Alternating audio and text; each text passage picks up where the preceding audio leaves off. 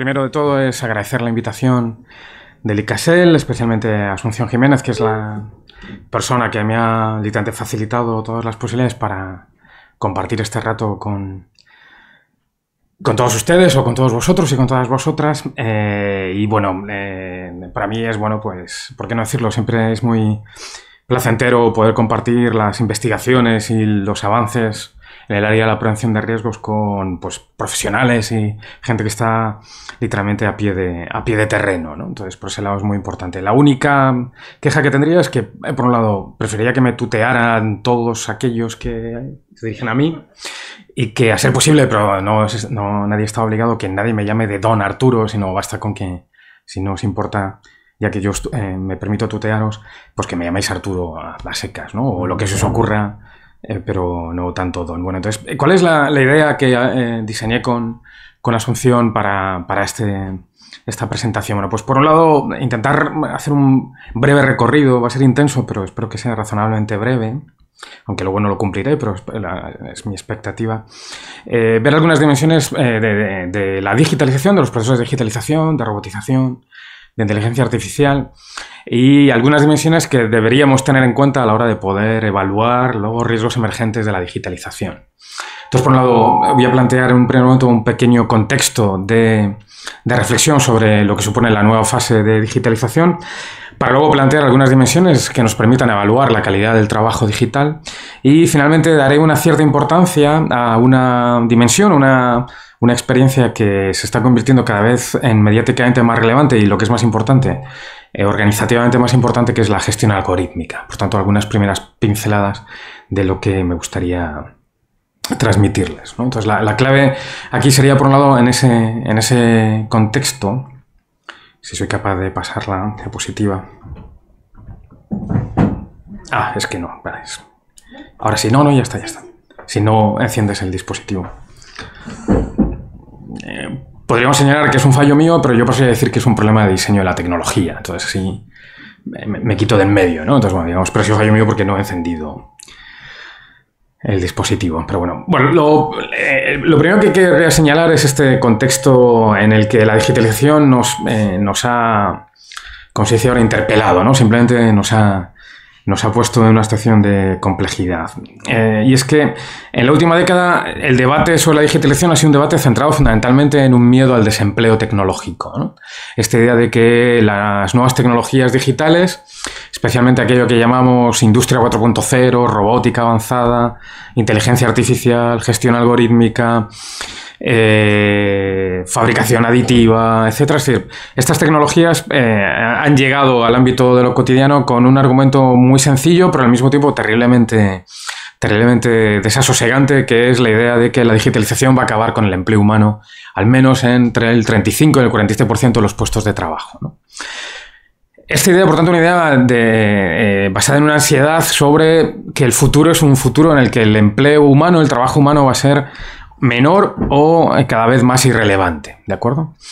Y, sin embargo, la propuesta que les voy a plantear, o que os voy a plantear en términos preventivos, es más bien la contraria. Si llevamos hace una década se decía que el 47% de los empleos de Estados Unidos tenían capacidad de desaparecer en 1 o 2 décadas, que el 37% de los empleos en España podían desaparecer y automatizarse en 1 o 2 décadas, que en el caso de España, teniendo en cuenta que siempre tenemos el doble de la tasa de desempleo que la Unión Europea, es decir mucho, y que, por tanto, a partir del 2013, en el pico de la crisis financiera, y en el caso de España, en el pico del desempleo, con una tasa de desempleo del 27%, lo que se nos señalaba era que el futuro era un futuro bastante desagradable.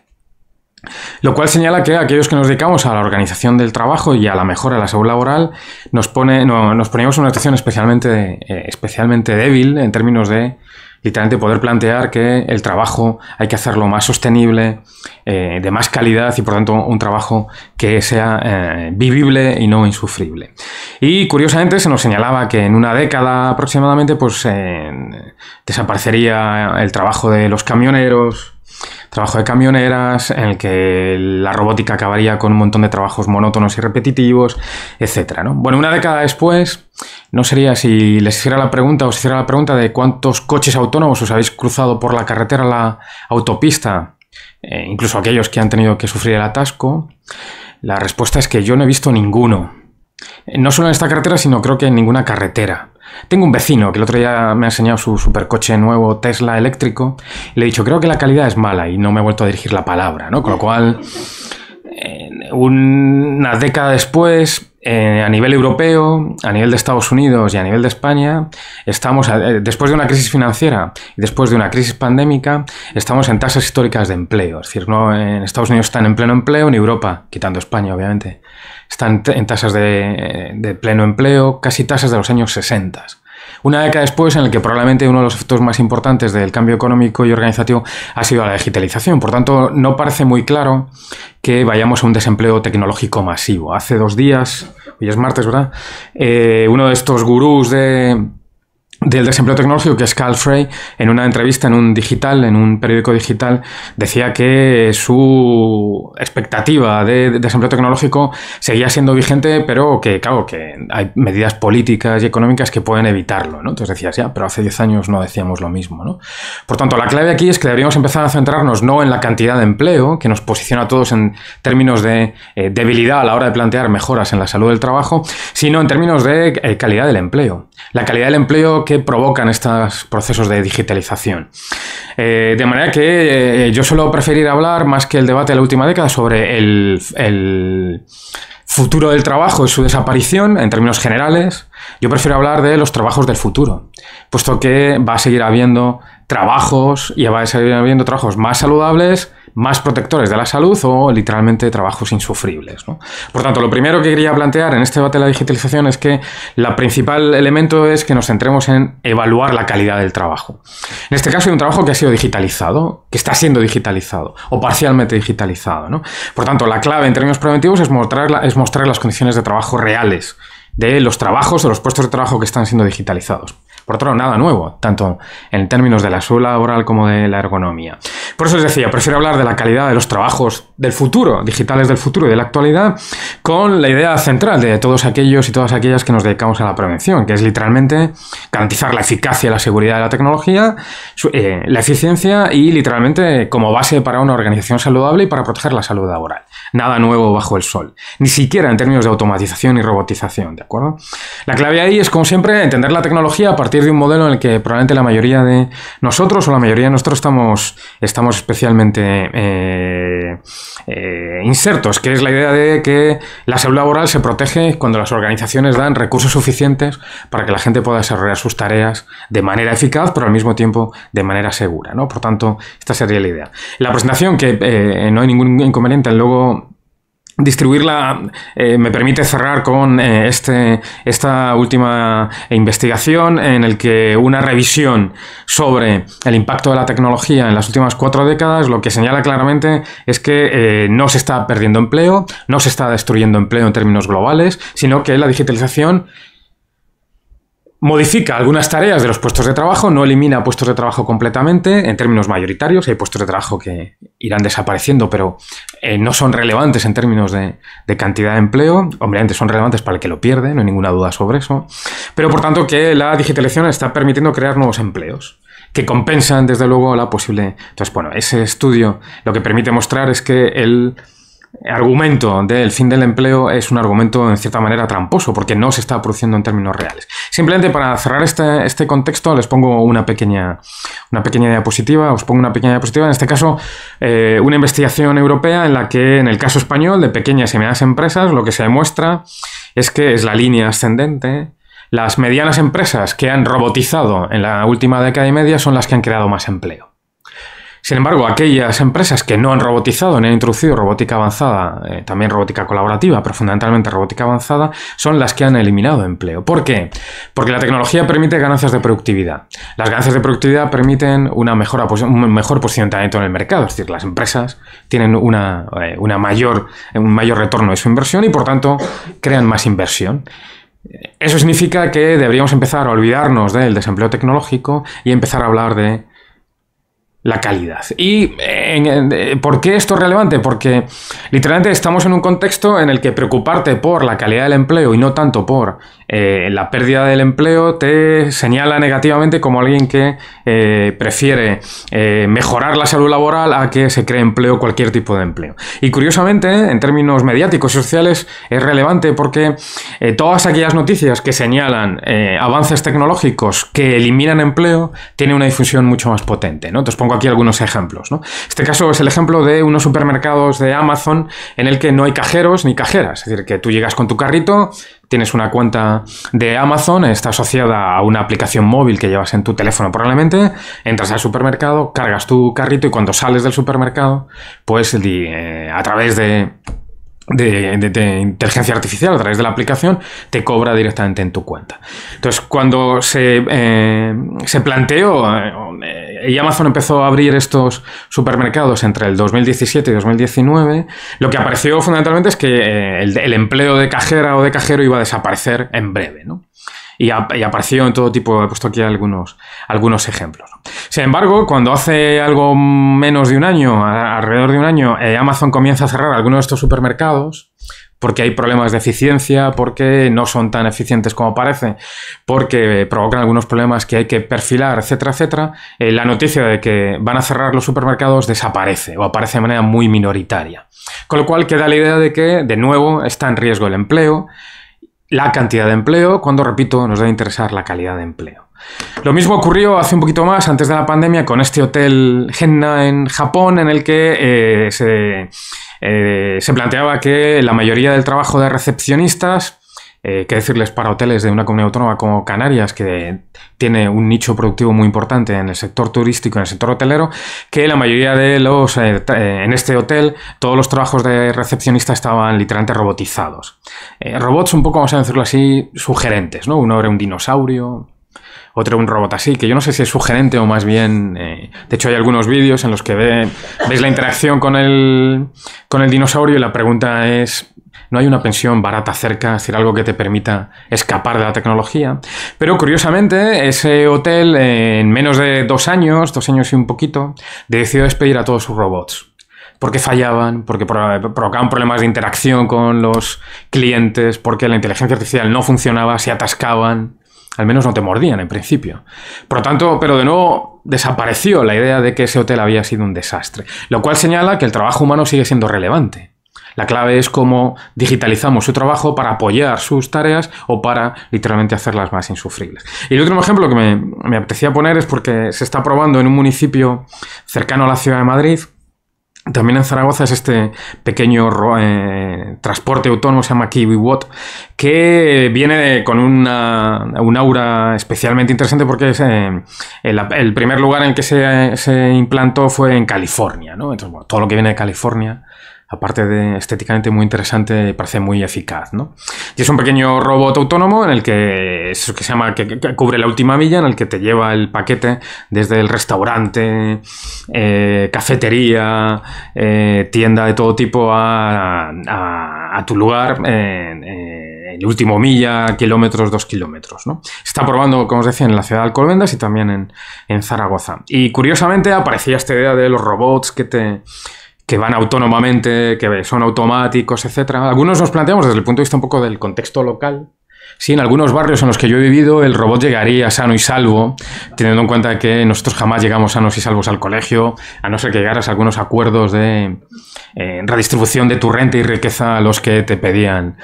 O sea, la primera preocupación es el contexto cultural, decir, esto no dura, ¿no? Lo van a romper, lo van a robar o lo van a desguazar, ¿no? Sobre todo con una tasa de desempleo del 27% en el 2013, estaba probablemente justificado.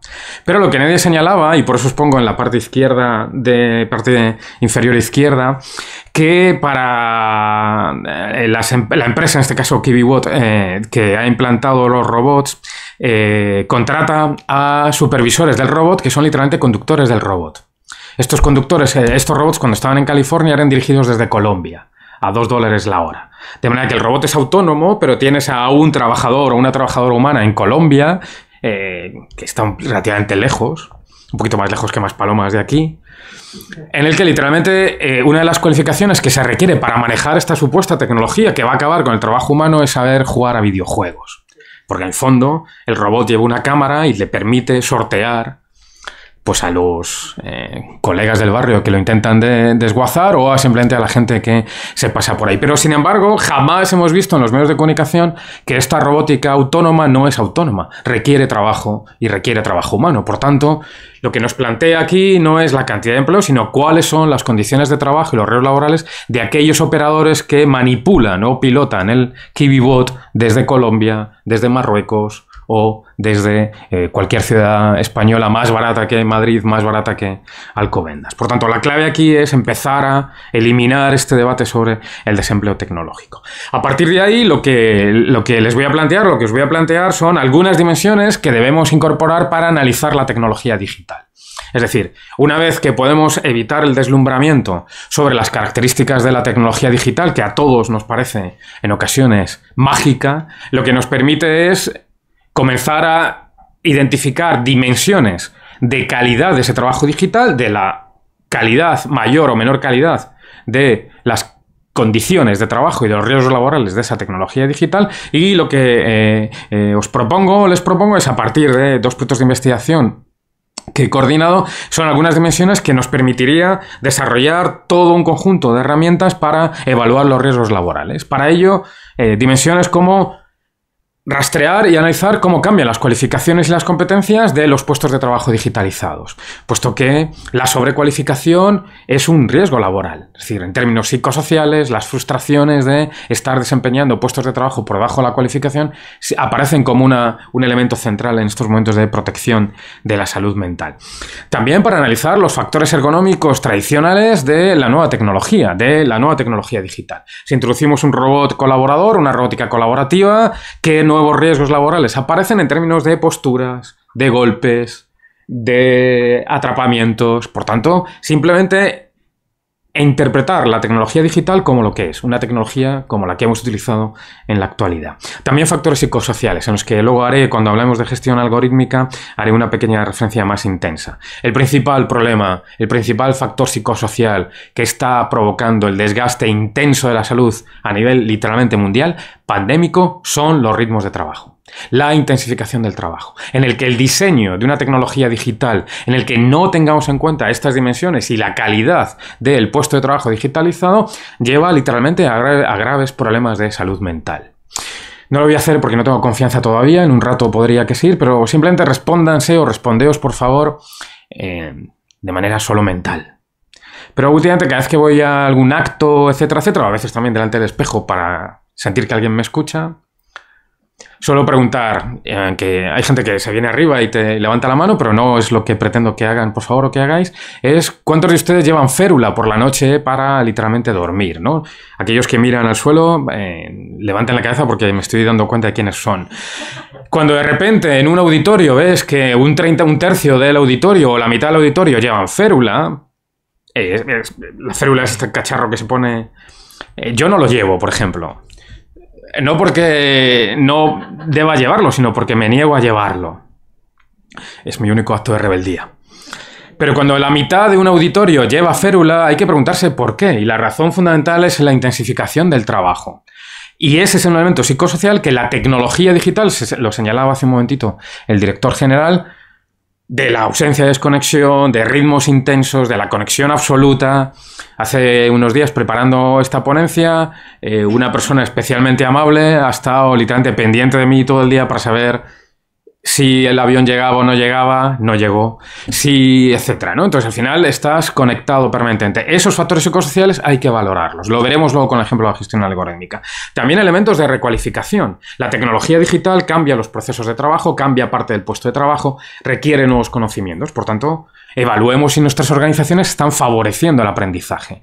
Favorecer el aprendizaje no es simplemente poner a un trabajador o trabajadora, un operador o una operadora con otro operador para que le formen el puesto constrecionante, sino literalmente una formación sistematizada, regularizada y a ser posible en la jornada laboral. porque la ampliación de las jornadas es un riesgo laboral relevante. Y la digitalización no debe hacerse en términos del alargamiento de las jornadas. Por tanto, esa dimensión de calidad es muy importante. Obviamente, temas de tiempo de trabajo, desconexión, conciliación y el diseño participativo. Es decir, estamos cansados y cansadas en el ámbito de la prevención de plantear la importancia de la participación del factor humano porque permite mejorar los procesos productivos y permite garantizar mejoras de la seguridad. Por tanto, un elemento central. Y las dos últimas dimensiones, que parecen menos relevantes en términos preventivos, pero que son contextualmente relevantes, es literalmente la seguridad en el empleo. La precariedad es una variable que literalmente impacta absolutamente las vivencias de las condiciones de trabajo, de ahí la ausencia de desconexión digital, de ahí la ausencia, el alargamiento de las jornadas, porque en una situación de alta precariedad lo que hace es que la gente decida sacrificar sus condiciones de salud por mantener el empleo, por incrementar sus horas de trabajo.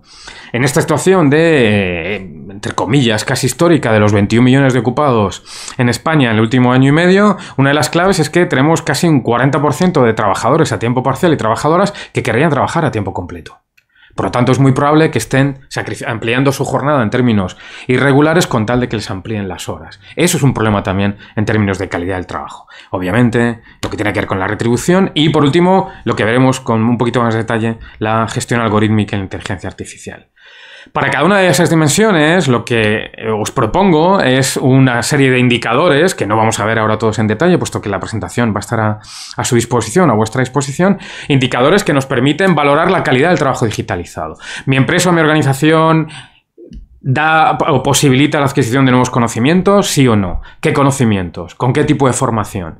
Hemos hecho un análisis de los riesgos laborales emergentes en términos de ambientales, en términos de iluminación, en términos de movimientos repetitivos, lo de siempre, de la tecnología digital. ¿Qué características tiene esta tecnología digital? ¿Qué implica en términos de riesgos o factores psicosociales? Que, por tanto, como os decía, os he hecho una serie de indicadores, son como 62 indicadores que os permiten rastrear la cercanía o la lejanía del diseño tecnológico de la digitalización de las tecnologías que tengáis que evaluar, ¿de acuerdo? Dejaré la gestión algorítmica como siempre, porque ya tenemos todo un bagaje de nuevos riesgos laborales emergentes en la industria digital, en la tecnología digital, en la industria 4.0 o en la inteligencia artificial, ¿de acuerdo? Fundamentalmente problemas de supervisión continua, de falta de desconexión, de ruptura de la conciliación y de la colonización del mundo del trabajo al mundo familiar, ya lo conocemos, ¿no? Todo el problema del trabajo online, todo el problema de la supervisión, el tecnoestrés, esta idea de estar conectados, de que no tienes un soporte informático adecuado y por tanto te produce una situación estresante y estresora, problemas de nomofobia, etcétera, etcétera, ¿no? El incremento de la carga cognitiva, la digitalización y los ritmos digitales que aparecen como un látigo literalmente en términos productivos y por tanto esta idea de que conecta con políticas públicas europeas que en ocasiones van a llevar a que sea todavía mucho más relevante nuestra labor como expertos en salud laboral. Y es que estamos plantea la Unión Europea el desarrollo de políticas de trabajo sostenible. El trabajo sostenible es literalmente que el trabajo cada vez esté más adaptado a las características del factor humano para evitar la degradación de la salud. ¿Pero por qué hablamos de trabajo sostenible? Porque la Unión Europea, y por tanto el resto de gobiernos nacionales que forman parte de las políticas europeas, están planteando probablemente el alargamiento de las trayectorias vitales de nuestra vida laboral. Y por tanto, que teniendo en cuenta que la gente va a estar trabajando cada vez más tiempo, va a envejecer más tiempo en el trabajo, tenemos que hacerlo sostenible. La pregunta aquí es hacerlo sostenible y ¿por qué aumentar la vida laboral? Entonces esa contradicción es una contradicción que está también en el soporte digital. Si es que vamos a trabajar, es muy probable, hasta los 70. Y hay alguna propuesta en España que hay quien dice que hasta los 72. Yo apostaría hasta los 78, 80, porque total puestos ya tira hacia adelante, ¿no? O sea, no hay ningún inconveniente. Y la digitalización tiene que ver también con aquello de hacerlo más sostenible. Bueno, pues puede ser incluso una pequeña trampa, ¿no? Vamos a hacerlo sostenible para que, literalmente, por cada año que se alarga la vida laboral de la gente, el sistema de pensiones se ahorra 2 años. El año que cotizas de más es una interpretación ideológica sesgada por mi parte, el año que cotizas más y por tanto un año que recibes menos pensión. Por tanto, cuidado también con esta idea de que consigamos hacer el trabajo tan sostenible de manera que no dejemos de trabajar nunca. Por tanto, es un problema también vinculado a la calidad laboral, ¿de acuerdo? Por tanto, como os decía, bueno, os pongo ahí un montón de... Y luego también algo muy importante, ¿no? Que tengamos en cuenta y seamos capaces de analizar claramente las tecnologías que estamos implantando. Si hablamos de robótica avanzada o exoesqueletos, ver cómo es la tecnología, qué riesgos tiene, ¿de acuerdo? Lo que estamos trabajando todavía de manera muy incipiente con exoesqueletos y hay un riesgo del uso de exoesqueletos, entiendo que sabéis lo que es un exoesqueleto, etcétera, en el que la gente al final hace sobreesfuerzos. Porque hay un elemento de conexión cultural laboral y es que como tienes un exoesqueleto, en un contextual también de cultura machirula muy potente, te vienes arriba y acabas creyendo que eres Superman y no dejas de ser Arturo Laera, un pequeño Mindundi en medio del mundo organizativo. Por lo tanto, tenemos que analizar claramente cada una de las tecnologías, ¿no? Ver qué características tiene, etcétera, etcétera. Repito. Y en el caso, por ejemplo, de la realidad virtual o realidad aumentada, en la que también estoy trabajando, que en términos formativos, en términos de formación para la prevención, a mí me resulta una herramienta especialmente eficaz, pero también tiene riesgos laborales. Mareo, presiones. Por tanto, que seamos capaces de entender que tenemos que medir cada tecnología a partir de sus propios riesgos laborales. Bueno, todo este primer elemento son simplemente transmitiros esas dimensiones y esos indicadores que proceden de estos dos proyectos, que lo pongo porque como a nadie le interesa, al menos alguien lo ve, ¿no? Entonces pongo ahí la foto, los dibujos, hace que dedica un tiempo a ponerlo resultón, ¿vale? No estaría mal. Pero... sí me gustaría centrarme ahora en la última parte de la intervención, algo que está cada vez más presente y que desde mi punto de vista está planteando literalmente verdaderos problemas de salud laboral, que es la gestión algorítmica, ¿de acuerdo? No, os he puesto aquí 4 vídeos, no sé si vamos a ser capaces de ver alguno, porque el formato, no sé, el formato del... es una pena, pero bueno. Es que el formato del vídeo a veces no... bueno, no pasa. Bueno, os cuento fundamentalmente estos 3 vídeos. No sé si veis un poco las fotos. Son 3 vídeos con música espectacular, por cierto. Pero bueno, lo dejo ahí. Son todos... no, están en TikTok, porque uso TikTok. No pasa nada, os cuento los 3 vídeos, ¿vale? No tengo el enlace, los he descargado, pero no pasa nada. Luego os doy mi cuenta. No, es una broma, solo descargo vídeos. Bueno, ¿qué son los 3 vídeos? Son 3 repartidores de logística. Lo veis más o menos, ¿de acuerdo? Y es el caso de la logística, en este caso en Estados Unidos, en el que la gente tiene nuevamente cámaras de seguridad en la puerta de casa, en la mirilla de casa, para grabar, bueno, pues eso, que tu vecino armado con un AK-47 no pise tu jardín, más o menos lo que estamos todos acostumbrados, etcétera, etcétera. Pero curiosamente, cuando acaban de repartir estos 3 repartidores, cada uno con un estilo distinto, dejan el paquete y se ponen a bailar. Y se ponen a bailar delante de la cámara y hacen un pequeño baile y se van, ¿de acuerdo? ¿Y por qué cada uno de estos 3 repartidores baila? Porque los clientes han incorporado en el pedido a la empresa de logística que valorarán con 5 estrellas a los repartidores que les hagan el baile más divertido de la semana. Lo cual hace que este primero, que es el que más me gusta, hace un baile espectacular. Este segundo, espectacular, literalmente, ¿no? Es como decirles el Prince de... ayer di clase antes de venir aquí por la tarde. Salí del campus de Somos Aguas en Madrid como a las 7 de la tarde y me fui al aeropuerto. Y mis estudiantes deben tener como 21 o 22 años, les puse un ejemplo de Prince.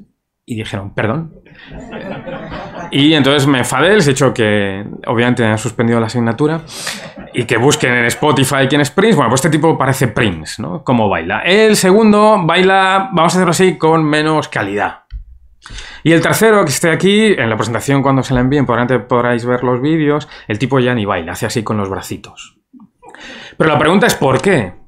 Porque literalmente si quieren tener nuevos pedidos tienen que satisfacer al cliente. Y el algoritmo, de ahí la gestión algorítmica, lo que le da el poder al cliente es a que valoren cualquier tipo de elemento de trabajo. Y lo que hacen luego cuando entrevistas a estos operadores, lo que hacen es literalmente incorporar una tarea nueva que el algoritmo les da y es literalmente cumplir con los deseos de los clientes. Por tanto, el diseño del algoritmo facilita la intensificación del trabajo. De hecho, algunos te señalan que es indigno tener que bailar delante del cliente, pero no te queda más remedio si quieres tener más pedidos.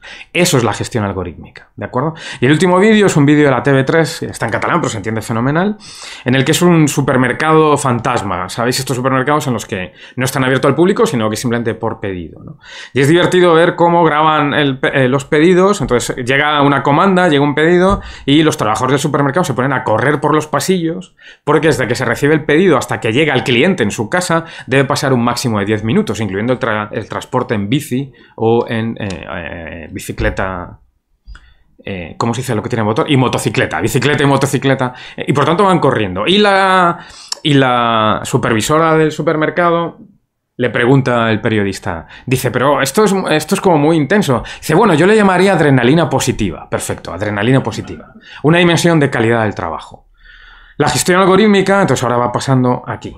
Tenemos esta idea que el algoritmo es esta especie de imagen de la parte de arriba, que es esto como muy robótico, como todo súper tecnológico, y al final la gestión algorítmica es más bien lo que aparece abajo, que son trabajadores trabajando en su salón en una silla inadecuada, con mala iluminación, repartidores de paquetes que van saltándose los semáforos porque si no, no llegan a tiempo y no van a recibir pedidos, o la que aparece en el medio, que es una reconstrucción de un punto de investigación internacional en el que estamos, que son los moderadores de Internet, en el que algunos de ellos ha aparecido estas últimas semanas de manera muy intensa, por ejemplo en La Vanguardia hace 2 semanas, en el que tienen literalmente baja laboral por el impacto psicológico de estar permanentemente entre 8 y 12 horas diarias viendo vídeos salvajes de mutilaciones, agresiones, etcétera, antes de que lleguen a la red, y que todo el mundo piensa que lo hace un algoritmo de inteligencia artificial, y en el que no solo hay un algoritmo, hay un montón de decenas de miles en España. En España unos 10.000, 4.000, 5.000 y algunos subcontratados,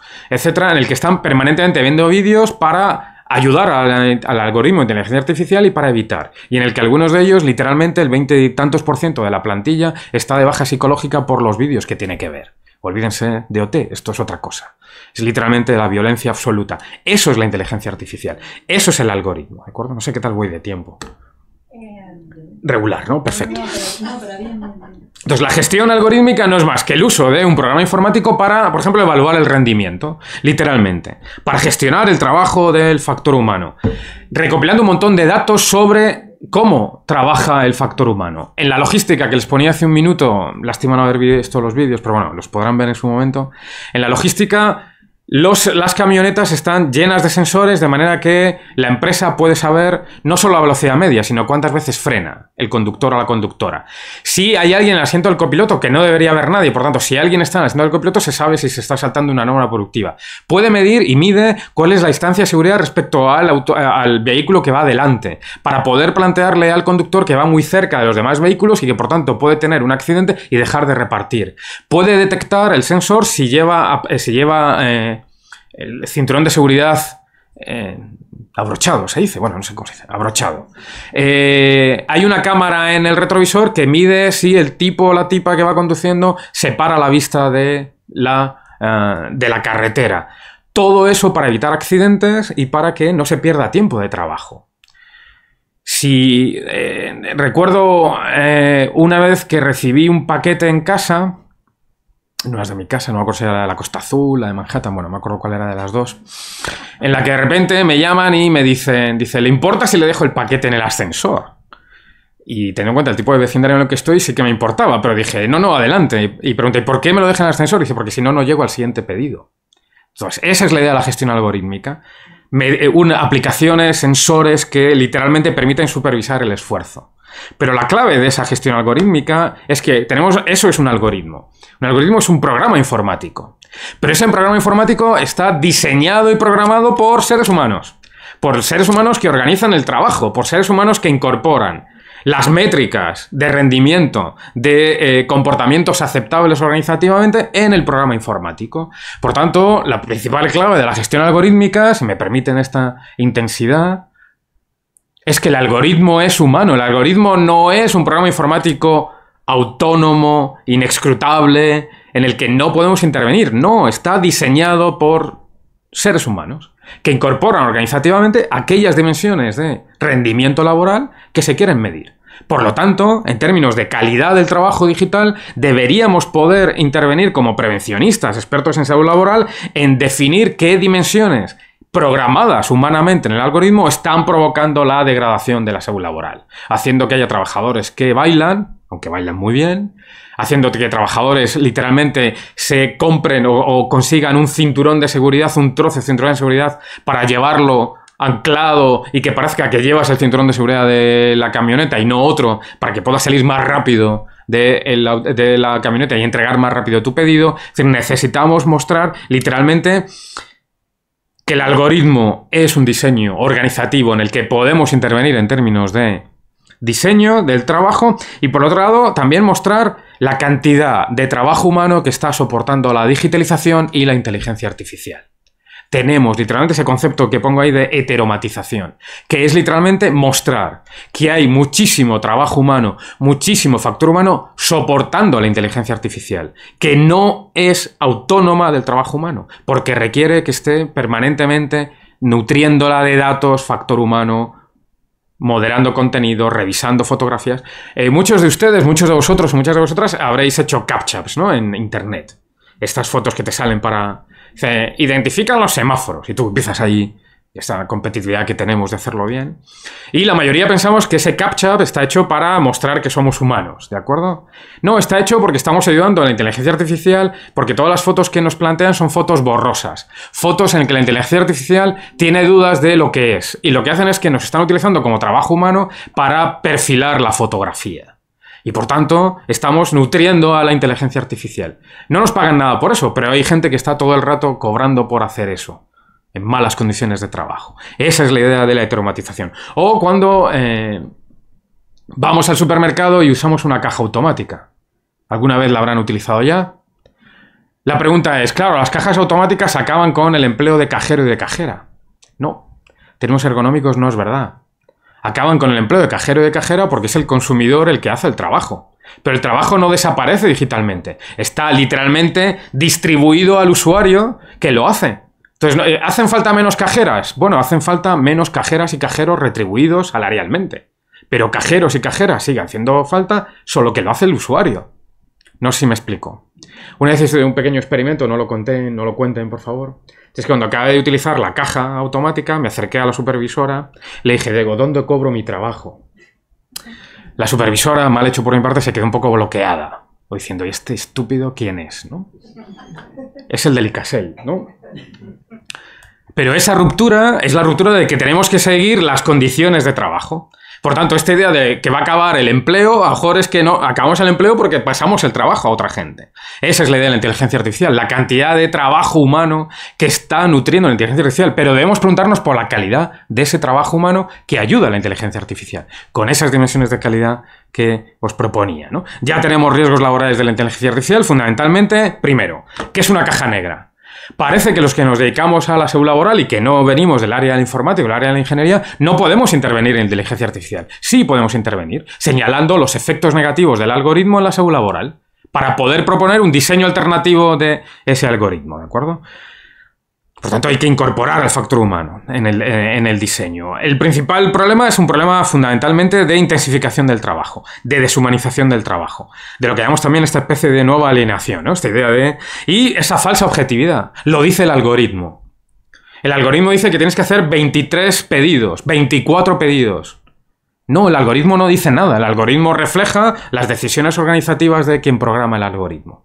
Por tanto, ese sería el principal, es quitarle toda la mística y toda la mítica a la gestión algorítmica, ¿de acuerdo? Muy importante. Y señalar también que el poder que se le da a los clientes a la hora de evaluar el rendimiento del factor humano aparece como nuevo riesgo laboral. Como un riesgo laboral que incentiva la intensificación del trabajo, que incentiva literalmente el conflicto en términos psicosociales de los trabajadores, ¿no? Otro gran riesgo es la supervisión continua. Estar permanentemente evaluado, revisando, la organización revisando tu rendimiento, etcétera, etcétera. Un riesgo psicosocial es vinculado a la interfaz digital. A saber cómo la aplicación, el algoritmo, te manda unos trabajos, te valora tu trabajo sin tener claro cuál es la lógica del algoritmo, porque no hay una comunicación de los contenidos del algoritmo, ¿no? Esa idea de la carga cognitiva, aparte obviamente de todos los problemas de ciberseguridad, ¿de acuerdo? Y por otro lado, lo que permiten es la intensificación y la estandarización de todo tipo de movimientos. Cuando una demanda de un cliente, en este caso poniendo el ejemplo de las evaluaciones de clientes, decida que todo el mundo tiene que bailar, bailar se convertirá en una tarea habitual. Sí, se acaba convirtiendo. Por tanto, tenemos que intentar incorporar en esa idea de evitar el sufrimiento del algoritmo, evitar el sufrimiento creado por quienes diseñan el algoritmo y esa idea de la vigilancia constante, ¿no? Os pongo un último ejemplo, lo prometo. Y es que nos estamos encontrando, entrevistamos para otra investigación sobre plataformas digitales, fui a entrevistar a una tienda de bicicletas, de reparación de bicicletas. Y me decían que estaban sorprendidos de la cantidad de reparaciones de bicicletas eléctricas. Que son reparaciones porque los dueños de las bicicletas han manipulado a la bicicleta. Y la manipulan para eliminarle el límite de velocidad. Las bicicletas eléctricas tienen un límite de velocidad entre 25 y 30 km/h y se encuentran con bicicletas que están manipuladas, trampeadas por parte de sus dueños para que vayan entre 50 y 60 km/h. Y me decía el tipo en el taller que, primero, esa velocidad de una bicicleta es peligrosísima en términos de accidentabilidad, pero por otro lado porque que además es muy caro porque las cubiertas de los neumáticos, bueno, de las bicis, de las ruedas, se desgastan de manera muy intensa porque no están preparadas para tanta velocidad. Y cuando le pregunté, digo, ¿qué porcentaje consideraría usted que los propietarios son riders que reparten paquetería? Dice, pues yo creo que sería la mayoría. ¿Por qué? Porque manipulan la bicicleta para que sus bicicletas vayan más rápido, para que puedan entregar los pedidos más rápido y que por tanto tengan cada vez más pedidos. Eso es un efecto en salud laboral del algoritmo. Como el algoritmo lo que pretende es que el que diseña el algoritmo pretende que todo tu tiempo de trabajo del rider de bicicleta vaya a toda pastilla para entregar cuanto antes, lleva a que el propio trabajador acepte riesgos de salud, que es más accidentabilidad, porque manipula la bicicleta. No sé si me queda claro. Eso es un indicador de malas condiciones de trabajo y baja de calidad, porque está sacrificando la salud por la eficiencia. Alguien dirá, ¿el algoritmo es así? No, el algoritmo refleja la intensificación organizativa que decide la empresa, que lleva a que los trabajadores. ¿Y cómo conecta esto con la calidad en términos del empleo? Que todos aquellos riders que tienen una relación de trabajo autónomo, aunque sea trabajo autónomo forzado, son los que el algoritmo les obliga a sacrificar su salud, porque si estuvieran, como hay una plataforma digital que todos sus riders son laborales, son trabajadores laborales en los que no se les retribuye por el tiempo, porque vayan más rápido a hacer los pedidos, pues los que son autónomos sacrifican su salud. La tecnología digital en un contexto de precariedad. De nuevo conectar lo digital con nuestras propias experiencias normales. Para ello os hago algunas propuestas sobre cómo intervenir en salud laboral en el algoritmo, en este caso en un proyecto internacional que dirijo a nivel de español de la Universidad de Oxford, que es ese Fair Work, que tiene que ver con condiciones de trabajo y de empleo en plataformas digitales, en los que simplemente las propuestas son literalmente abrir el algoritmo, hacerlo transparente, que se vea qué se valora en el algoritmo, cómo se mide lo que se valora en el algoritmo, plantear métricas alternativas en términos de salud laboral, ¿de acuerdo? Y que siempre haya supervisión humana, que las decisiones del algoritmo deban ser siempre supervisadas por una supervisión humana para que puedas plantearle alternativas a los efectos negativos del algoritmo. Nos permitirá literalmente aumentar la seguridad del algoritmo y de evitar los riesgos laborales y por tanto prevenir que la digitalización sea respetuosa en términos de calidad del proceso productivo. Para eso tenemos una primera guía muy introductoria, demasiado básica desde el punto de vista, pero al menos un primer paso de el Ministerio de Trabajo, que es una pequeña lista de comprobación sobre cómo plantear la posibilidad de diseñar el contenido del algoritmo. La tenéis en esa diapositiva, vinculado también a la reforma del Estatuto de los Trabajadores, a partir de lo que se ha conocido como la Ley Rider, que señala que el algoritmo es una materia de negociación, más que de negociación, de información a los representantes de los trabajadores, lo cual señala la posibilidad de abrir esa caja negra del algoritmo.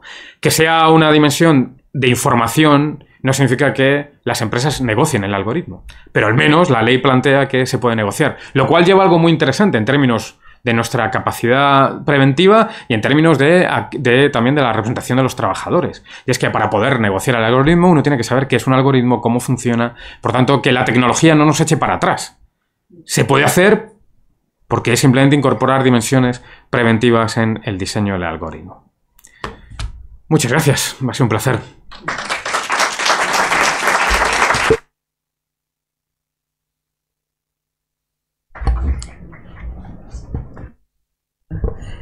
Muchísimas gracias, Arturo, por tan ilustrativa y todo lo que hemos aprendido en esta materia. Se abre un turno de palabras o de reflexiones, de preguntas que se quieran hacer al ponente y quedarnos con lo de pasar de la tecnología a la calidad, ¿no? Eso fundamental y que detrás del algoritmo siempre hay personas. Entonces, si alguno quiere... Sí.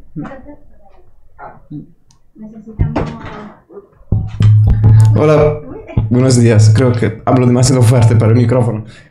Primero agradecerle porque es siempre iluminador. Yo ya soy programador y vale... si uno es consciente de lo que se puede llegar hoy en día con la tecnología, se puede crear un trabajador muy empoderado o por otro lado se puede crear un trabajador muy agobiado. Veremos que a nivel tecnológico es todo muy complicado, en modo muy complejo el algoritmo y la pregunta es si en futuro usted piensa que se irá reglamentando y de qué forma se puede reglamentar algo que es tan articulado y complejo. Gracias. Sí, lo primero efectivamente es muy complejo, pero otras tecnologías digitales y de automatización de otras épocas tecnologías eran también muy complejas. ¿Se va a ir regulando? Sí, se va a ir regulando, pero está en el corazón del mundo organizativo de manera tan intensa porque tiene que ver con la definición de los niveles de rendimiento organizativo que la Unión Europea en estos momentos está debatiendo dos directivas europeas, que son la directiva sobre trabajo en plataformas digitales, que está atascada desde hace año y medio, porque hay algunos países europeos que consideran que proteger, laboralizar al trabajo de plataformas les resta competitividad, o la perspectiva en la que el gobierno español actual está, en el que hay que laboralizar. Pero es tan intenso el debate que la directiva sigue negociándose en lo que se llama el triálogo europeo y sigue lentamente. Lo cual señala que plantear la calidad del trabajo en plataformas es relevante porque está provocando el bloqueo. Lo cual aquí también es interesante y es que nos llama mucho la atención el trabajo en plataformas, pero no ocupa más del 1,5 o 2% de los ocupados de toda Europa. Lo cual señala que lo digital mediáticamente tiene tanto prestigio que nos lleva a que a lo mejor deberíamos preocuparnos de cuáles son las condiciones de que haya 4 trabajadores de la construcción que se hayan caído en el último verano, me parece que decía el director general, el último año. Claro, para los que son trabajadores de plataformas, que alguien les diga, si solo sois el 2%, no, eso nos importa, no estoy diciendo eso. Pero que evita ver otro tipo de problemas, ¿no? Entonces, por tanto, es relevante. Y tenemos otra que es la directiva de inteligencia artificial, que también está bloqueada. Cuando digo bloqueada es que se sigue negociando. Porque la clave es ver la inteligencia artificial en términos laborales. Y la directiva que propone la Comisión Europea, vinculada al Parlamento y con la relación con el Parlamento Europeo y los gobiernos nacionales, es que está todavía muy centrada, que es lógico, en términos de protección de datos personales. Pero la clave es plantear también protección en términos de rendimientos laborales. Entonces sí, se va a ir regulando. No sé cuándo, pero la clave ahí es luego pasar de la regulación a la realidad del trabajo de las plataformas.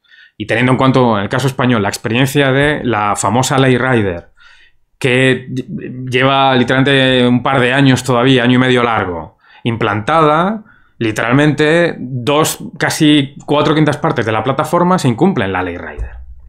Por lo tanto, es un problema también de negociación sindical, de inspección de trabajo y también de que los trabajadores y las trabajadoras tengamos en cuenta que detrás del algoritmo que intensifica mis ritmos de trabajo hay la posibilidad de intentar negociar. Está ocurriendo en Estados Unidos, que tienen una ola de huelgas que no veían desde los años 50. Bueno, pues no estoy señalando que ese es el objetivo, pero sí se va a ir regulando.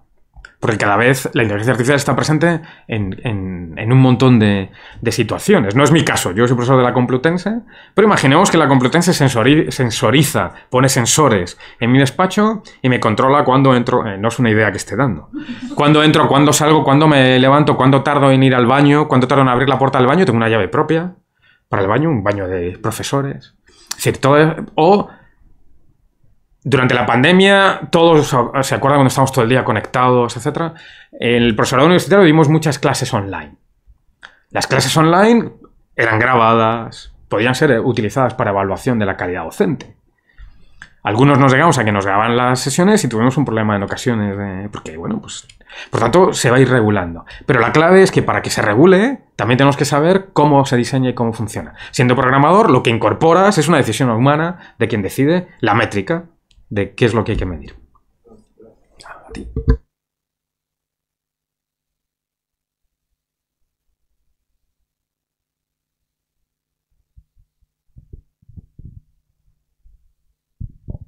Muy buena. ¿Se me escucha, verdad? Sí. Soy un optimista convencido y estoy seguro de que esta regulación saldrá adelante y todos estaremos mejor. Pero mientras tanto en el proceso, y tú que seguro que conoces bastantes algoritmos y su funcionamiento, a nivel ciudadano individual, tenemos bastante poder a la hora de calificar en esas plataformas 5 estrellas, 4 estrellas, 3 estrellas. Pero el otro día me pasó un caso que me ha hecho reflexionar. En un taller que fui, un trabajo excelente y un servicio excelente. Y al salir el chico me dijo, bueno, si quieres, valórame, te llegará una encuesta. Si me vas a poner un 9, no me votes. Porque un 9 implica que me va a llegar un cuestionario que tengo que rellenar para ver qué ha pasado, por qué tengo un 9 y qué voy a hacer para mejorar. Me pareció escandaloso. O me das un 10 o no me votes. Como ciudadano individual, ¿qué deberíamos hacer? ¿Deberíamos dejar de votar en las plataformas porque están siendo una perversión? Porque si le damos a todo el mundo las 5 estrellas, mañana dejarán de pagarle ese plus. El algoritmo dirá, si todos tienen 5 estrellas, es como si todos tuvieran 0. ¿Dónde está nuestro poder? ¿Qué deberíamos hacer? Es una pregunta compleja porque me obligas a incorporarme a una dimensión casi moral, que como, entre comillas, científico... La verdad es que me autodenomino científico, pero bueno, pues me planteo un problema en términos morales, pero voy a intentar responderte. Ten en cuenta que no estáis grabando, sí estáis grabando. Bueno, entonces como científico te diría en este caso, bueno, voy a intentar resolverlo de dos maneras. Primero, me ha ocurrido también como a ti, ¿no? En el sentido que dicen, a mí me han llegado a decir 9 o 10 está bien, pero por favor menos no. Es un indicador de intensificación del trabajo también, porque el propio operador está intentando protegerse diciéndole al cliente que le ayude, una especie de solidaridad casi entre trabajadores humanos, ¿no? Pero lleva algo que es esa lógica del látigo digital, que es si todo el mundo, como tú bien señalabas, te tuteo igual, si no te importa, como tú bien señalabas, si todos los trabajadores y trabajadoras del taller tienen el 10, es muy probable que alguien intensifique con otro criterio para que le permita, que es lo que se ha hecho toda la vida en los sistemas de producción, tailorizados que llamamos, etcétera, ¿no? Entonces yo lo interpreto más como un elemento de protección frente a la gestión del algoritmo, de quien diseña la gestión del algoritmo. Por tanto, yo lo interpreto como un elemento de que la gente es consciente de lo que supone ser valorado negativamente en términos de sus condiciones de trabajo. ¿Qué deberíamos hacer? Pues bueno, eso ya es una cuestión individual. Pero el riesgo de no valorar también es que probablemente el diseño de la métrica que valora el algoritmo cambie para intentar valorar. Entonces ahí es una cuestión puramente moral de si quieres echar una mano o no, o de si el tipo te cae bien o te cae mal, que también puede ocurrir. Pero aparece también esa dimensión que en ocasiones puede ser un tanto sádica, ¿no? Sádica en el sentido de decir, bueno, pues que la gente baile. Imaginemos que en tu taller sería interesantísimo, ¿no? Sustituyamos aquellos pósters, calendarios terribles, de imágenes terribles de los 80s, con los que yo me crié. Bueno, no me crié, que recuerdo haber visto en Cuéntame o algo así. Y que de repente ahora tengamos a fornidos tipos de mantenimiento haciéndonos un baile. Bueno, pues la clave ahí es que seamos conscientes de que como clientes y consumidores tenemos un papel en las condiciones de trabajo.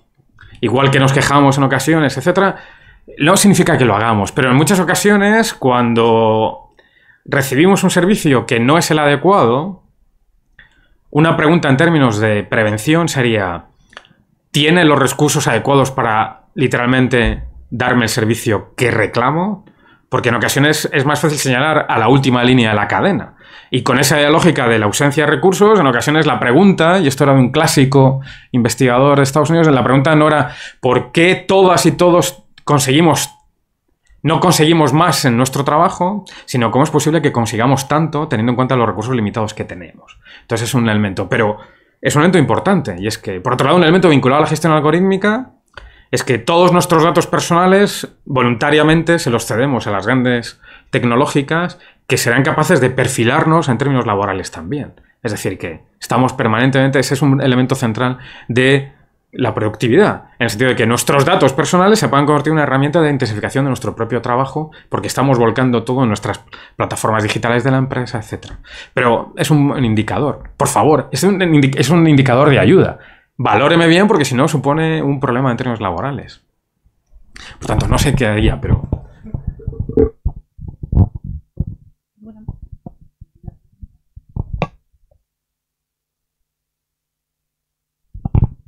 Bueno, Arturo, enhorabuena por la exposición y también por todo el trabajo que hay detrás de esta horita que has compartido con nosotros, ¿no? Yo también soy bastante optimista. Quizás soy ingenuo, pensando en positivo siempre y que lo que viene tiene una expectativa, bueno, buena, ¿no? Pero quizás debería revisar la información que tengo. Hay algo que está ahora en debate, que es la reducción de la jornada laboral, ¿no? Yo creo que ya muchos países europeos de nuestro entorno han optado por ella y ahora, bueno, pues a nivel político recientemente se han visto manifestaciones de partidos que no gobiernan o que aspiran a gobernarnos a que hay una tendencia. ¿Tú ves también un lado ahí afilado de que a lo mejor la reducción de la jornada laboral puede ser una amenaza en términos de compresión de la intensidad laboral o del aumento del trabajo, entre comillas, no convencional, ¿no? ¿Cómo ves tú estas nuevas políticas? Sí, yo por lo tanto también he de reconocer que soy optimista respecto a la situación actual. Creo que el futuro es peor. Entonces creo que en ese sentido me sumo a vuestro argumento, ¿no? Pero de manera un poco diferente. Sí, el debate de la reducción de jornada es un debate muy interesante. Es cierto que históricamente la reducción de jornada ha ido siempre vinculado al incremento de la productividad. El incremento de la productividad es lo que permite reducir las jornadas. Pero en ocasiones la reducción de jornada puede llevar a ritmos más intensos de trabajo. Por tanto, podemos tener una mejora en términos de reducción de jornada para la conciliación, lo cual es muy importante, pero basada en ritmos de trabajo más intensos, ¿de acuerdo? Es cierto que la investigación empírica lo que muestra es que finalmente el desgaste de la salud es menor, porque la gente compensa en términos sobre todo de carga cognitiva, etcétera, ¿no? Entonces, sin embargo, en términos más de mercado de trabajo, el debate sobre la reducción de jornada tiene que ver mostrar las ganancias de productividad, reducción del absentismo, de la morbilidad, que creo que está claramente demostrado.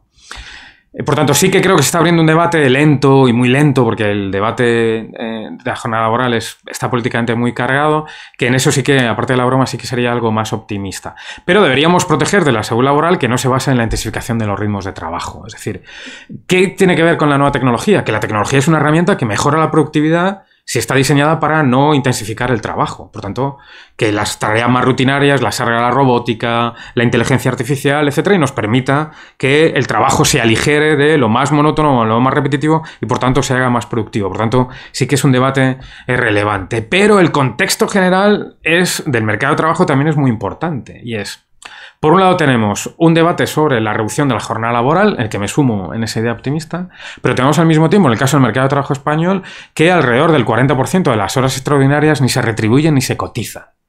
Por lo tanto, tenemos ya jornadas laborales más amplias de lo legal, en el que casi la mitad desaparecen en términos de cotización y de salario, pero de cotización también. Por lo tanto, puede darse el caso que tengamos jornadas laborales legalmente más reducidas, sostenidas con ampliación de jornadas en términos de horas extraordinarias. Por otro lado, tenemos otro problema añadido, es el problema de la precariedad. Es decir, cuando tiro de ese hilo, en el que tenemos también que aproximadamente un 40%, depende de los meses, pero un 40% de los trabajadores y trabajadoras a tiempo parcial en España quieren trabajar a tiempo completo. Con lo cual, el debate sobre la reducción de jornada les afecta de manera totalmente negativamente, porque parece que ellos ya están a reducción de jornada. Y tiene que ver, de nuevo, con esa idea de la precariedad, un elemento muy, muy importante. Entonces, en mi caso, cuando uno puede ser optimista respecto a la reducción de jornada, que creo que es un debate que la clave es empezar a mostrar los experimentos empíricos que señalan la complejidad, pero que señalan la posibilidad, es cuando la tasa de desempleo en España sea una tasa de desempleo razonable. Hay quien decía, hace un par de meses antes del verano, ¿se acuerdan de antes del verano? Antes del verano alguien decía que España llegaría al pleno empleo en cuanto llegue al 8% de desempleo. Y dices, hombre, si hemos tirado la toalla con el 8%, que es una tasa inaceptable en Europa. Pero bueno, si llegamos a una tasa de desempleo del 6%, etcétera, es cuando empezaremos a plantearnos posibilidades reales de reducción de jornada, posibilidades reales de negociación de las ganancias de productividad y de mejora salarial, porque los salarios están estancados en poder adquisitivo desde hace 2 décadas. Hay 2 décadas de estancamiento de desarrollo social que afecta a las condiciones de trabajo. Entonces yo creo, y ahí la clave es que tenemos que estar preparados desde el punto de vista de la prevención para mostrar los beneficios de la reducción de jornada. En términos de conciliación, en términos de salud mental, en términos cognitivos, de salud cognitiva, de cargas cognitivas, y también mostrar las ganancias de productividad a través de la digitalización. Pero este es el momento. Tenemos, no lo he dicho por no alargarme aún más, tenemos una nueva pandemia, les conté lo de la férula hace un rato, hubo un problema muy intenso de salud mental vinculado al trabajo, a ritmos intensos, a jornadas tremendamente largas. Por tanto, el tema de la reducción de jornada es el momento porque hay un cierto debate, pero tenemos que estar pertrechados desde la salud laboral para mostrar las ventajas y la complejidad. Pero sí, yo creo que sería una buena estrategia, repito, con un problema añadido, y es que muchos sectores productivos en España están basados en el trabajo muy intenso, muy descualificado y de amplias jornadas. Si recuerdan, hará, no sé si ya un mes, pero que al final uno dice, no, era una broma, pero aquel tipo súper interesante que dijo, en la hostelería la jornada de 12 a 12 ha sido la habitual, la tradicional. Y algunos nos quedamos pensando, no está bromeando. Y no estaba bromeando. Entonces eso es muy complicado porque es un debate que no permea sobre todo a las pequeñas empresas, ¿no? Pero es un elemento central que la digitalización puede ayudar. Si está diseñada para apoyar la ganancia de productividad que permita reducir la jornada. Ahora bien, al mismo tiempo la clave de la reducción de jornada es también vinculado entiendo que el probable acuerdo de gobierno entre algunos de los partidos que quieren formar gobierno en la investidura tendrán que explicar claramente que implica mantenimiento de los salarios, reparto de la productividad, porque el debilitamiento aún más de los salarios es un problema tremendo que incentiva el alargamiento de las jornadas. Pero sí, soy optimista en términos de ese debate. Aunque no lo parezca. ¿Quién? No, Alfred, sí.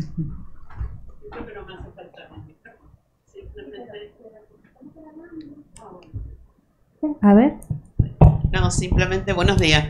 Desde luego darte las gracias por la charla, la importancia de los mensajes que nos has expuesto, ¿no? Yo tengo una pregunta. En tu experiencia como profesor titular de economía en la universidad, economía y psicosociología, sí, como profe. Con los nuevos profesionales, y me gustaría saber, si es posible, ¿qué piensas tú que le hace falta a los profesionales actuales en el ámbito de la prevención y de la salud laboral para estar al día en todo esto que es una realidad ahora, no es el futuro, ya está aquí? Sí, le agradezco la pregunta, Bueno, va a ser una respuesta complicada porque me gustaría salir vivo de aquí.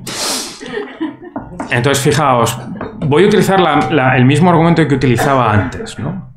Cuando coincidí con Asunción hace unos meses en el Instituto Nacional de Seguridad Social del Trabajo, yo aparecí allí para, aparte de soltar mis historias, hacíamos unas dinámicas grupales, ¿te acuerdas?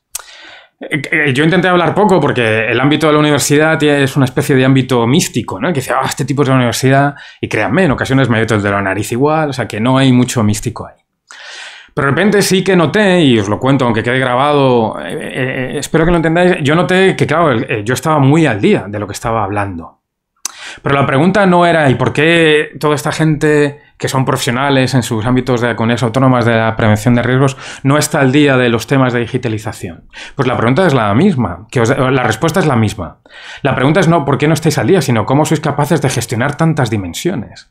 Tenéis una campaña de accidentes de trabajo, una campaña de salud mental y una campaña de, yo qué sé, el calor en el verano. Más otra campaña de la Semana Europea de la Digitalización en que viene un tipo de la Complutense a contar sus historias, pero que me interesa mucho, pero cuando llegáis a vuestros centros de trabajo tenéis que lidiar con las evaluaciones de riesgo, con la burocracia, etcétera, etcétera. No sé si me estoy explicando. Es una cuestión también de recursos. No se puede estar al día. Y porque también todo este tipo, el tema de digitalización y trabajo saludable y seguro en la digitalización nos va a durar 3 años. Pero acabáis de terminar otra campaña de 3 años sobre riesgos musculoesqueléticos, ¿cuánto hace? ¿6 meses? En el que habéis enlazado la de riesgos musculoesqueléticos más tener que visitar analizar las estadísticas de accidentes de trabajo, etc. Entonces, ¿qué necesitáis para estar al día? Recursos y tiempo, que no vais a tener. ¿Qué necesitaríais para poder estar al día teniendo recursos y tiempo? Pues simplemente tiempo para poder leer, ver, visionar los materiales de la campaña. Hostia, esto va a quedar grabado, pero no debería ser. Tenemos multitud de documentos, pero no tenemos tiempo porque el día a día te come. Y cuando digo el día a día te come es la intensificación del trabajo preventivo. Cuando doy clase en los másteres de prevención de riesgos, mañana por la tarde tengo 4 horas seguidas en la Complutense, a mis estudiantes les cuento cómo habría que hacer las cosas. Les cuento las herramientas de evaluación de riesgos más avanzadas. Inteligencia artificial para musculoesqueléticos, no sé qué, no sé cuántos. Y les digo, os lo cuento porque yo lo puedo hacer porque en el ámbito de mi trabajo académico tengo margen para hacerlo. Pero cuando lleguéis a vuestros servicios de prevención propio, a vuestros servicios de prevención ajeno, a una mutua, a un no sé dónde, os van a dar todo el tocho de documentación para que hagáis una evaluación de riesgos utilizando la herramienta más rápida y más flexible posible. Con lo cual no me pidas, no me enseñe, profesor, que puedo tener una posibilidad de grabar con inteligencia artificial, etcétera, porque faltan recursos. Entonces, si tuvierais los recursos suficientes, y eso es relevante, por qué decía, y les planteo, digo, deberíais hacer vuestro trabajo de fin de máster sobre las condiciones de trabajo de los prevencionistas. Pero si tuvierais tiempo, simplemente, tecnología, ver cómo es la tecnología, qué riesgos provoca. Porque los riesgos que provoca una robótica avanzada, un algoritmo, etcétera, los conocemos, o sea, sabemos cuáles son y tenemos las herramientas tradicionales o más o menos avanzadas para hacerlo. Simplemente es, ¿qué necesitáis? Seleccionar la tecnología, revisar qué riesgos laborales provoca y, por tanto, evaluar esos riesgos laborales que más o menos son los habituales. Y tener tiempo para ponerse al día. Nada más es incrementar vuestras herramientas preventivas sobre la base de vuestro conocimiento. Pero para eso necesitáis recursos que, es mi experiencia, no solemos tener. Entonces, en aquella reunión dije, claro, uno puede contar gestión algorítmica porque yo puedo dedicar todas las semanas unas cuantas horas largas a revisar la documentación de la Agencia Europea, a revisar la documentación, pero es un contexto. Por eso, y termino aquí, cada vez que alguien de la universidad, como yo, os cuente lo que habría que hacer, no lo veáis como un reproche, sino ojalá tuvierais los recursos para hacerlo. Pero no es... La digitalización no es nada especialmente nuevo. Los riesgos psicosociales... Los problemas psicosociales que plantea los conocemos. Tenemos las herramientas para identificarlos y las medidas preventivas para controlarlos o eliminarlos. Los síntomas de degradación musculoesquelética los conocemos. Es únicamente saber qué tecnología provoca qué riesgo y evaluarlo. Y simplemente intentar estar al día. Pero estar al día no depende solo de la actitud individual, sino de los recursos organizativos. ¿O me equivoco al plantear esta idea de que estáis a 3.000 historias a la vez? Entonces, si no nos automiramos en términos preventivos, es muy difícil. Lo cual no significa que cuando lleguéis robéis folios y boles. No digo eso, ¿no? Para compensar. Ni que, yo qué sé, que queméis algo, ¿no? No es eso lo que estoy diciendo. Pero que esta lógica de la intensificación del trabajo la tenemos en todos los sectores productivos y en todos los sectores administrativos. No sé si te he respondido.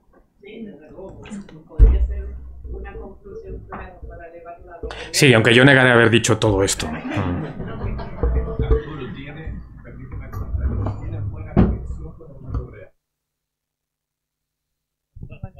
Te lo agradezco, me iré bastante contento. ¿Hay alguna pregunta más? Yo sí tengo 2 cosas puntuales. Rápido, pero el tema del sesgo y del estereotipo me preocupa, sinceramente, porque sobre todo detrás está el factor humano y dentro del factor humano todos los problemas que tenemos en ese aspecto. ¿Cómo lo ves tú o qué experiencias hay de eso? Y después el tema de la toma, de esas metodologías nuevas de prevención que tú propones, que yo creo que ya hay algo por ahí, entonces un poco que nos ilustres y que nos indiques. Sí, sobre el tema del sesgo de la inteligencia artificial o de los algoritmos, ya tenemos claro cómo se producen. En la presentación aparecen esas dimensiones que os decía para ayudar a diseñar preventivamente los algoritmos. El sesgo es literalmente que el material con el que nutrimos, los datos con los que nutrimos a la inteligencia artificial, como son datos individuales y sociales de la sociedad, pues lo que hacen es que el algoritmo reproduce el sesgo. Por ejemplo, si en los datos aparece que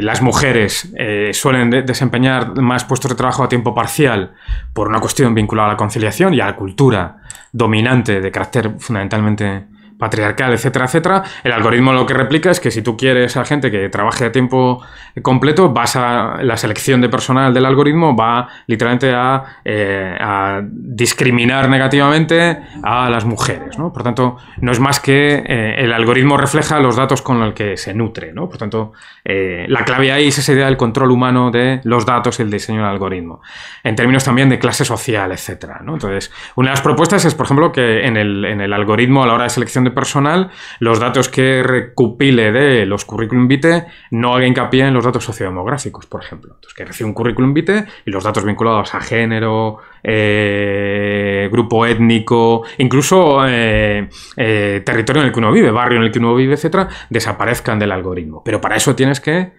eliminarlo en el diseño. Por tanto, el sesgo no es más que... Por eso, de lo único interesante que os podéis quedar es que esto de que el algoritmo es humano.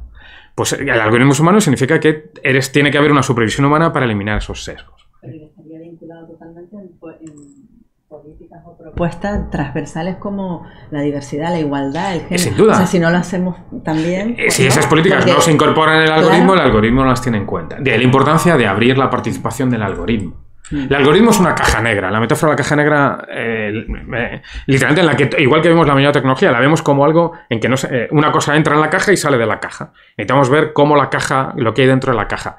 Eso es un algoritmo. La clave es que si tú estás preocupado por los sesgos, revises el algoritmo en términos de sesgo. En estos momentos hay una asociación empresarial que está diseñando a nivel español un certificado de transparencia algorítmica, ¿de acuerdo? En el que va a permitir a que las empresas asociadas a esa asociación empresarial mostrar que cumplen con la legislación fundamentalmente vinculada a la ley Rider, en el que el algoritmo es transparente.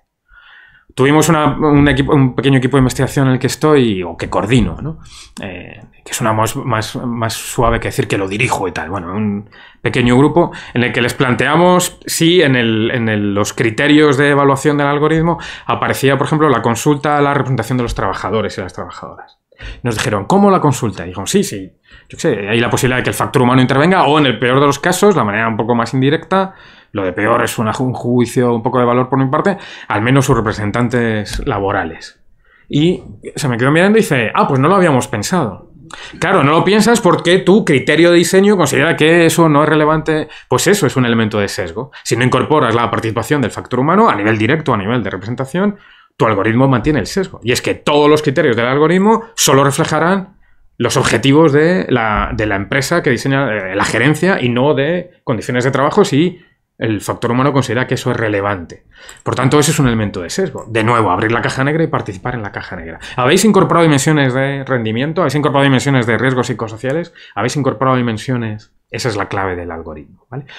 Y las nuevas tecnologías. Sí, la clave es, tenemos ya aplicaciones de inteligencia artificial para hacer evaluaciones de riesgo. Utilidad, pues que permite literalmente reducir el trabajo que dedicas a la evaluación. Problemas, plantear que la inteligencia artificial va a hacer nuestro trabajo preventivo. Tiene dos problemas. Primero, que si fuera así,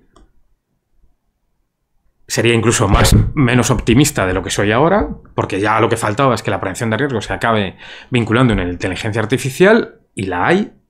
Pero cuando la vais a utilizar, la segunda es, yo la considero una herramienta de apoyo a tu trabajo. De nuevo, la idea de que, ¿cuál es la mejor tecnología? La tecnología que es más productiva, más eficiente.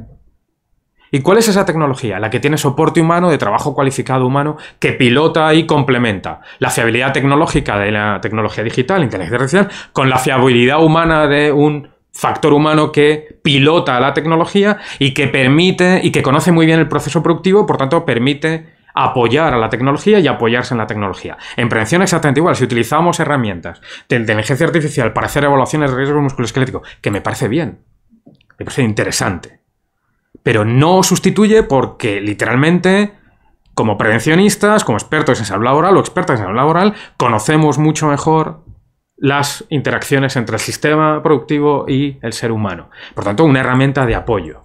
Y por otro lado, incluso aunque nos pudiera sustituir, no dejemos que nos sustituya. Defendamos que el complemento humano de nuestra fiabilidad humana permite esas tecnologías. ¿Requerimos nuevas herramientas para el trabajo digitalizado? No, debemos aprovecharnos de las nuevas tecnologías, pero tenemos que seguir haciendo evaluaciones de riesgo con herramientas más o menos complejas, pero necesitamos el conocimiento que tenemos de nuestra propia experiencia de este riesgo provoca esto, esta medida preventiva garantiza poco más. ¿Vale? Y fundamental, entiendo, las auditorías. Sin duda. Sí, en ese sentido, perdón. Las auditorías, ¿no? Sí. Claro, y por tanto nos obliga a incorporar también nuevas dimensiones en la auditoría. Auditoría, por ejemplo, de gestión algorítmica. La empresa tiene gestión algorítmica, perfecto. En términos de prevención de riesgos, ha incorporado una evaluación de los riesgos que provoca la gestión algorítmica.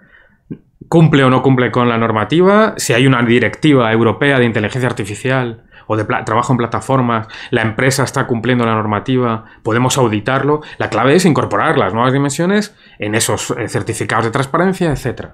Sabemos lo que es el algoritmo. Bueno, yo os lo he puesto ahí un poco.